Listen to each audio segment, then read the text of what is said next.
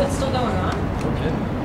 No, I mean, this is the after meeting. There's always a meeting and the after meeting. Can you go ahead, Sal? Can you kind of reiterate to us just a general idea of what went in there and what you said to her about the RFP process and what her reaction was to you? Well, I didn't say anything about the RFP process. First of all, I don't agree with the RFP process necessarily, but that's totally besides the point. The point is that the whole news conference last Friday was about political color. It was about backpedaling because she herself faced pressure with regard to her own ambition. And, you know, I don't have any problem whatsoever.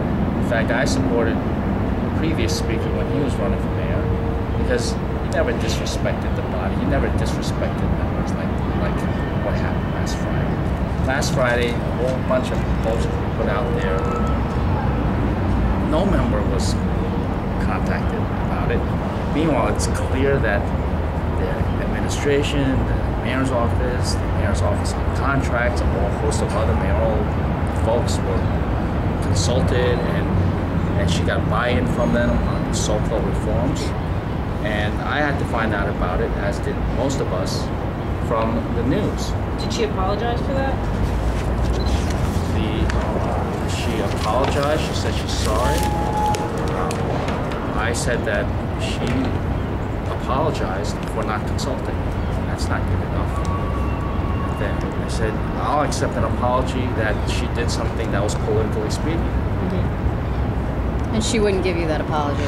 Well, at the end of, you know, a number of council members spoke, and at the end of that, she just said, okay, well, I'll get back to you.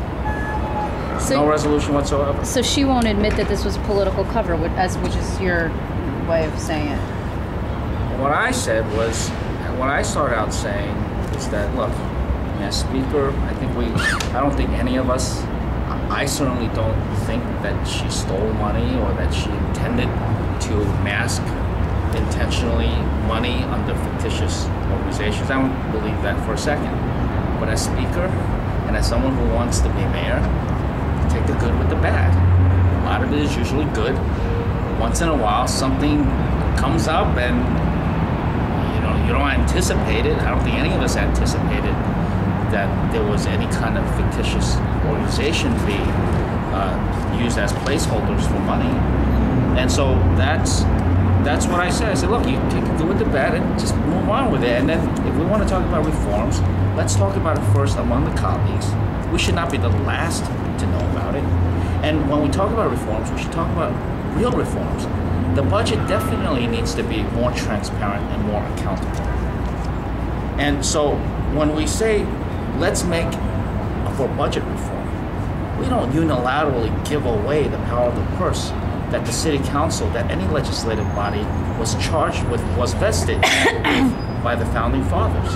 The power of the purse is under the legislature, under the people's body.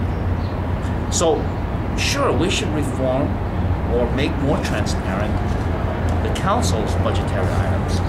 But the council's discretionary items are a small fraction of what the executive branches, the mayor's discretionary budget items are.